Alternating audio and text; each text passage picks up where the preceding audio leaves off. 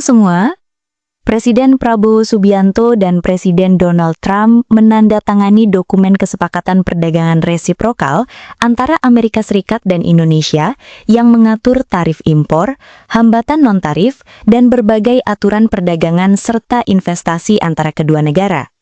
Perjanjian ini bertujuan untuk memperkuat hubungan ekonomi bilateral dengan prinsip saling menguntungkan. Bagi Indonesia, perjanjian ini sangat menguntungkan. Produk tekstil, alas kaki, elektronik, furniture, dan komoditas pertanian dari Indonesia bisa lebih kompetitif di pasar Amerika. Hasilnya, ekspor meningkat, devisa bertambah, cadangan dolar lebih kuat, industri padat karya bisa mendapat pesanan lebih besar. Selain itu, investor Amerika bisa lebih senang masuk ke Indonesia. Mereka mungkin merelokasi industri dari China dan negara lain yang kena tarif lebih tinggi, sehingga berpotensi mentransfer teknologi dan membuka banyak lapangan kerja. Tetapi, kesepakatan perdagangan resiprokal membuat polemik bagi Islam di Indonesia, khususnya bagi Majelis Ulama Indonesia. Kenapa bisa begitu? Mari kita bahas secara mendalam supaya lebih jelas apa yang menjadi masalah, dan nanti saya akan memberikan pendapat saya.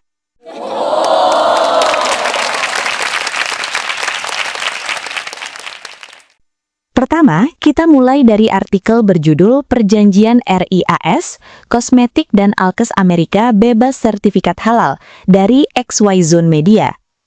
Produk kosmetik, alat kesehatan, serta berbagai barang manufaktur asal Amerika Serikat diusulkan tidak lagi wajib memiliki sertifikasi halal Indonesia.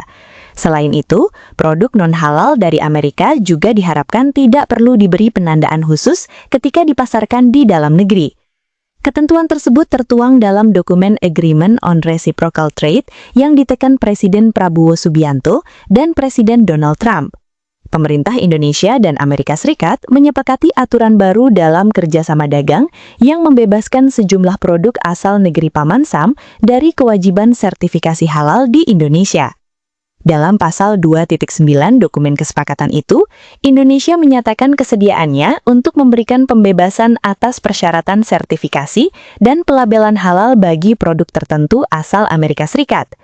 Aturan tersebut mencakup kosmetik, alat kesehatan, serta berbagai produk manufaktur.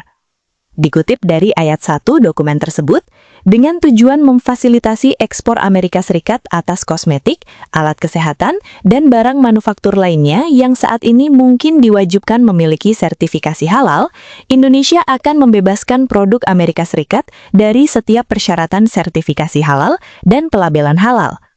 Selain itu, pihak Amerika Serikat juga meminta agar Indonesia tidak mewajibkan penandaan khusus terhadap produk non-halal asal Amerika. Kemasan atau kontainer yang membawa produk manufaktur dari Amerika juga dibebaskan dari syarat halal, kecuali jika digunakan untuk produk makanan, minuman, kosmetik, dan farmasi. Dikutip dari dokumen, Indonesia akan mengizinkan setiap lembaga sertifikasi halal Amerika Serikat yang diakui oleh Otoritas Halal Indonesia untuk mensertifikasi produk apapun sebagai halal untuk diimpor ke Indonesia tanpa persyaratan atau pembatasan tambahan.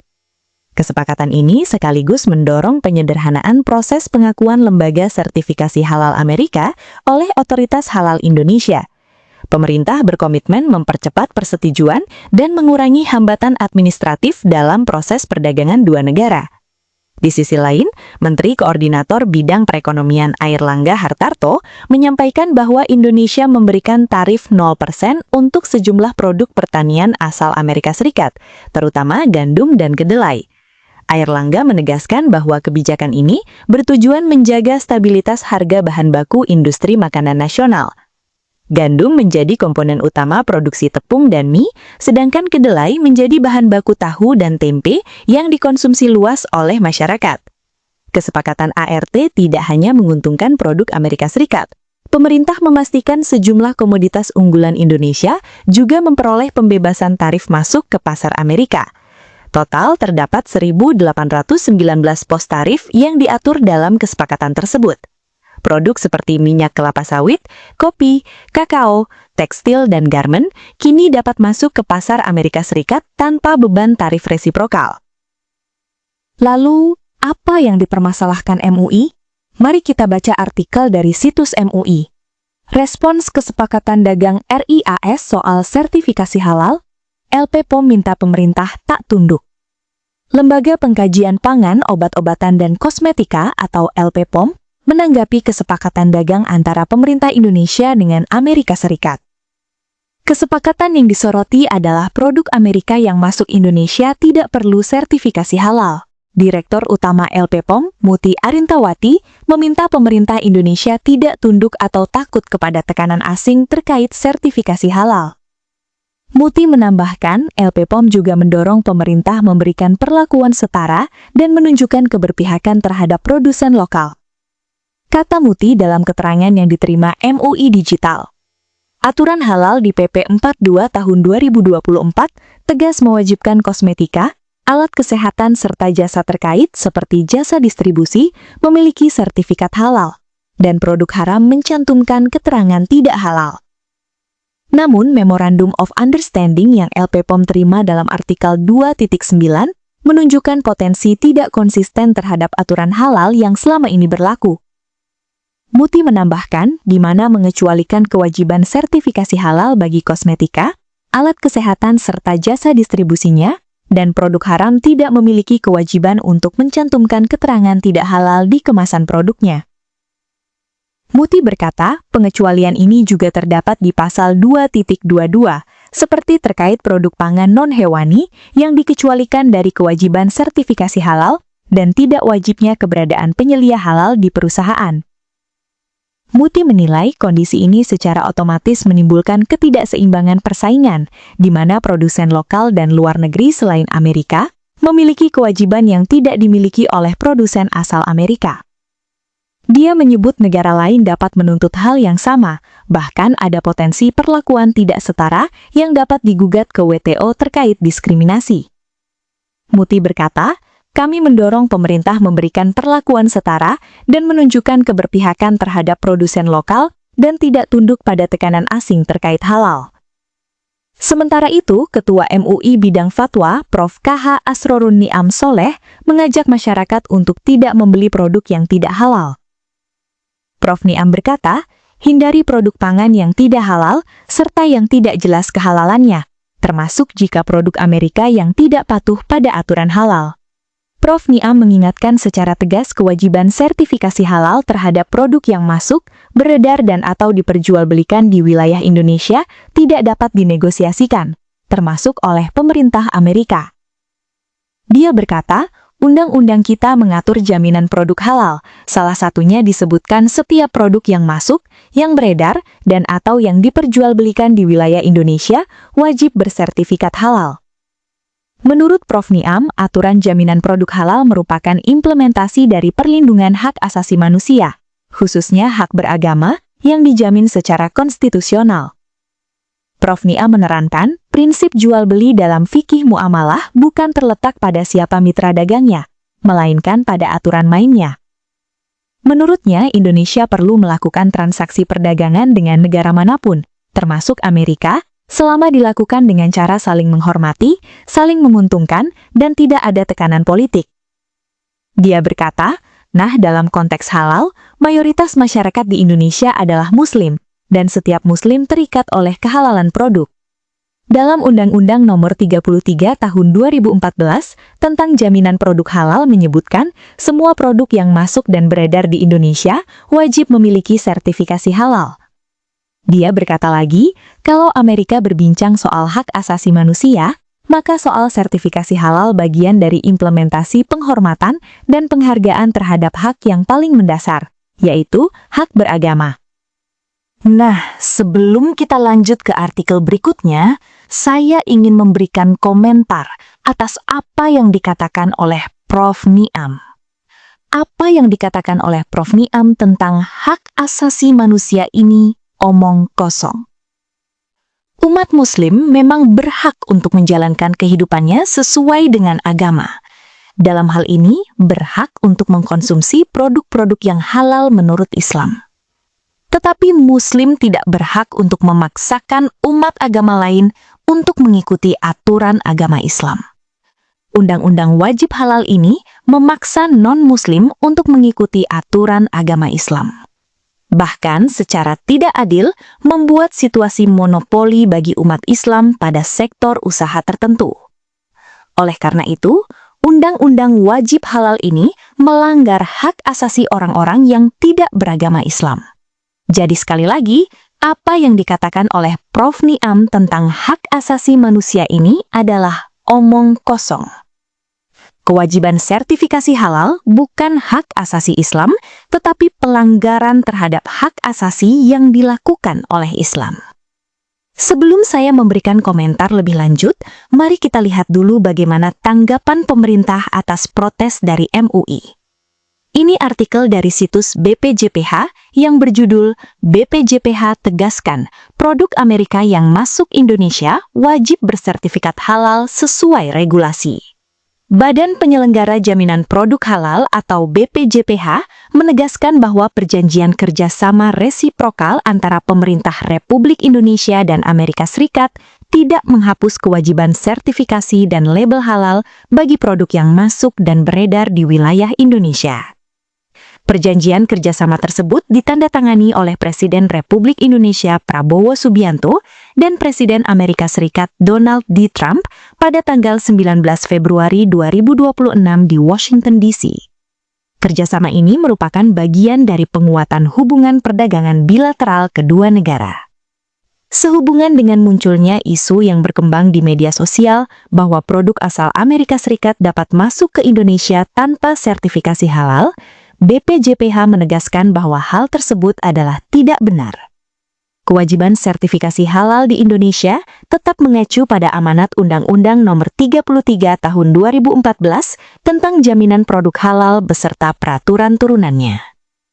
Kata Haikal Hasan, seluruh produk yang termasuk kategori wajib halal dan masuk, beredar, serta diperdagangkan di Indonesia, termasuk produk impor dari Amerika Serikat dan negara lain, harus memenuhi ketentuan sertifikasi halal sesuai regulasi, baik bersertifikat halal di negaranya maupun halal di Indonesia. Kerjasama resiprokal bukanlah penghapusan kewajiban halal. Setiap produk yang wajib halal dan masuk ke Indonesia tetap harus bersertifikat halal dan mencantumkan label halal sesuai ketentuan peraturan perundang-undangan.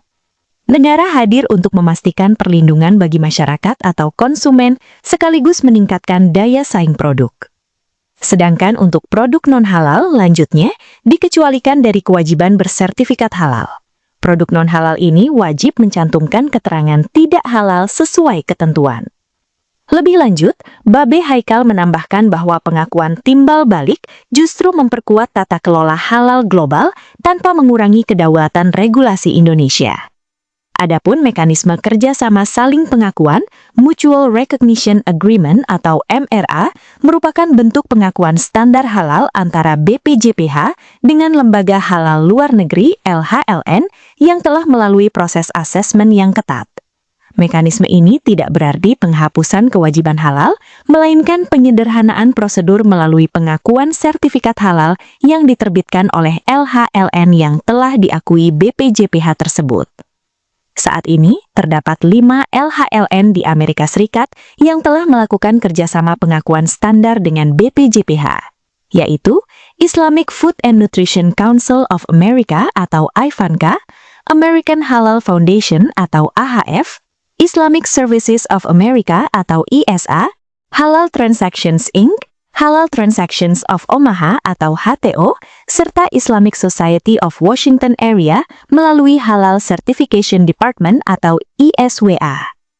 BPJPH juga memastikan komitmen perlindungan konsumen serta pelaksanaan kebijakan kewajiban bersertifikat halal atau wajib halal Oktober 2026 tetap dilaksanakan secara konsisten, transparan, dan akuntabel, termasuk terhadap produk impor. Nah, sekarang saya akan memberikan komentar saya apa adanya. Kita mulai dari fakta dulu. Yang pertama, Agreement on Reciprocal Trade yang ditandatangani oleh Presiden Prabowo dan Donald Trump jelas menguntungkan bagi Indonesia. Yang kedua, Agreement on Reciprocal Trade bertentangan dengan Undang-Undang Nomor 33 Tahun 2014 tentang jaminan produk halal. Di mana bertentangannya? Dalam pasal 2.9 butir 1 Agreement on Reciprocal Trade jelas menyatakan Indonesia akan membebaskan produk Amerika dari persyaratan sertifikasi halal dan pelabelan halal. Butir kedua dikatakan, Indonesia juga akan membebaskan wadah dan bahan lain yang digunakan untuk mengangkut produk manufaktur dari persyaratan sertifikasi halal dan pelabelan halal, kecuali wadah dan bahan lain yang digunakan untuk mengangkut makanan dan minuman, kosmetik, dan farmasi. Butir ketiga dikatakan, Indonesia tidak akan memberlakukan persyaratan pelabelan atau sertifikasi untuk produk non-halal. Maksudnya, persyaratan sertifikasi halal dan pelabelan halal adalah Undang-Undang Nomor 33 Tahun 2014. Jadi, Amerika boleh mengabaikan Undang-Undang Nomor 33 Tahun 2014. Tepatnya, pasal 4 yang berkata, produk yang masuk, beredar, dan diperdagangkan di wilayah Indonesia wajib bersertifikat halal. Dalam pasal 1 dijelaskan, produk adalah barang dan atau jasa yang terkait dengan makanan, minuman, obat, kosmetik, produk kimiawi, produk biologi, produk rekayasa genetik, serta barang gunaan yang dipakai, digunakan, atau dimanfaatkan oleh masyarakat.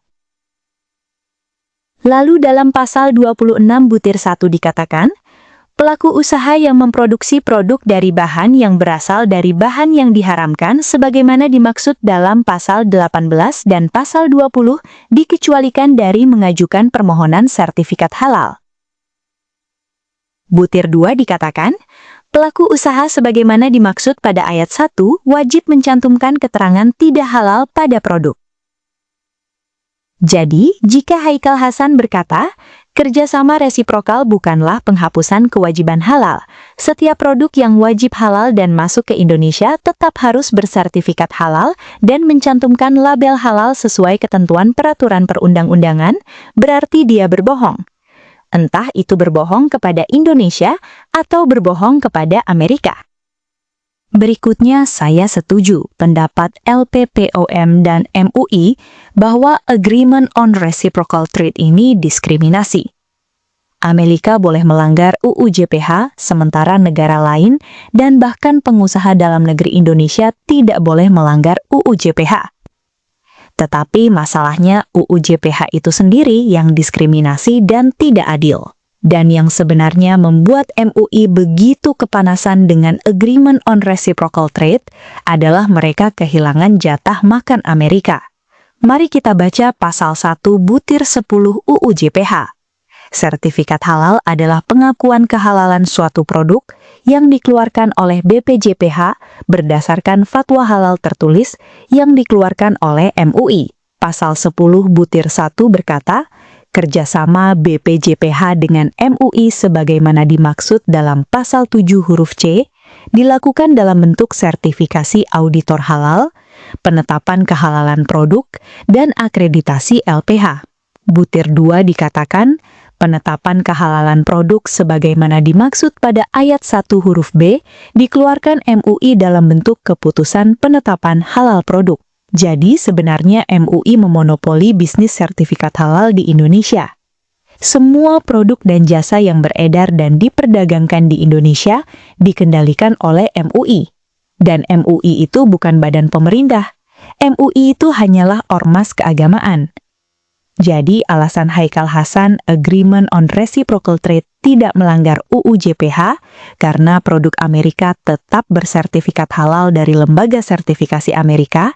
Sebenarnya itu alasan yang tidak dapat diterima. Walaupun bersertifikat halal Amerika, produk-produk itu tetap melanggar UU JPH. Karena menurut UU JPH, sertifikat halal semua produk dan jasa yang beredar di Indonesia harus dimonopoli oleh segelintir orang dalam ormas yang disebut MUI. Jadi di atas kertas, MUI punya posisi yang kuat untuk menentang Agreement on Reciprocal Trade karena mereka adalah ormas preman yang sah berdasarkan undang-undang untuk memonopoli semua produk dan jasa yang beredar di Indonesia. Saya belak-belakan saja, supaya teman-teman semua paham. MUI adalah benalu yang merongrong perekonomian Indonesia. Semua produk dan jasa yang beredar di Indonesia harus setor duit ke MUI berdasarkan Undang-Undang Jaminan Produk Halal. Agreement on Reciprocal Trade membuat produk Amerika tidak bisa diembat oleh MUI. Oleh karena itu, MUI marah. Buat teman-teman yang Muslim, kamu perlu tahu bahwa kemarahan MUI ini adalah bukti bahwa mereka bukan peduli apakah yang kamu konsumsi itu halal atau tidak halal, tetapi mereka hanya peduli apakah mereka dapat duit dari produk yang kamu konsumsi atau tidak. Sekarang pertanyaannya adalah mana yang lebih penting? Perekonomian seluruh rakyat Indonesia atau jatah preman segelintir orang yang disebut Majelis Ulama Indonesia? Bagi saya, perekonomian seluruh rakyat Indonesia lebih penting. Jadi, solusi yang seharusnya dilakukan oleh Indonesia adalah menghapuskan Undang-Undang Nomor 33 Tahun 2014 tentang Jaminan Produk Halal. Karena kenyataannya UU JPH bersifat diskriminasi dan tidak adil. Selain itu, Indonesia memang tidak mampu melaksanakan UU JPH. UU JPH hanya menjadi senjata para preman agama untuk minta duit dari pelaku usaha, dan sekarang Indonesia menjilat ludah sendiri dengan menandatangani Agreement on Reciprocal Trade dengan Amerika.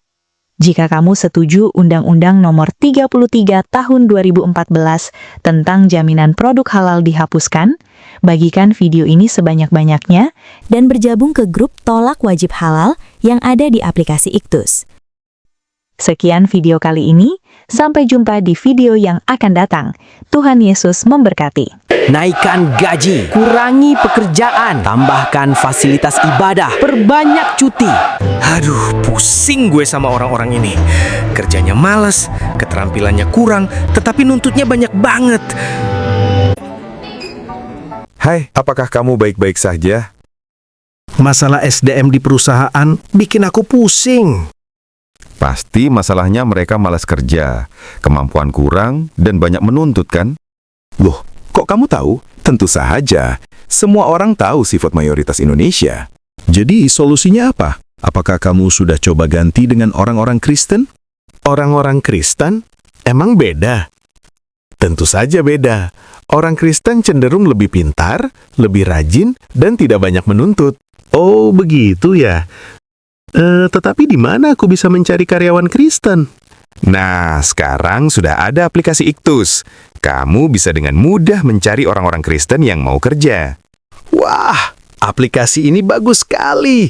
Mulai sekarang saya akan cari karyawan di Iktus. Nah, buat kamu yang cari kerja, buruan bergabung dengan Iktus.com. Kami menunggu kamu di Iktus. Jangan lupa bagikan video ini Dan ajak teman-teman yang lain bergabung di Iktus.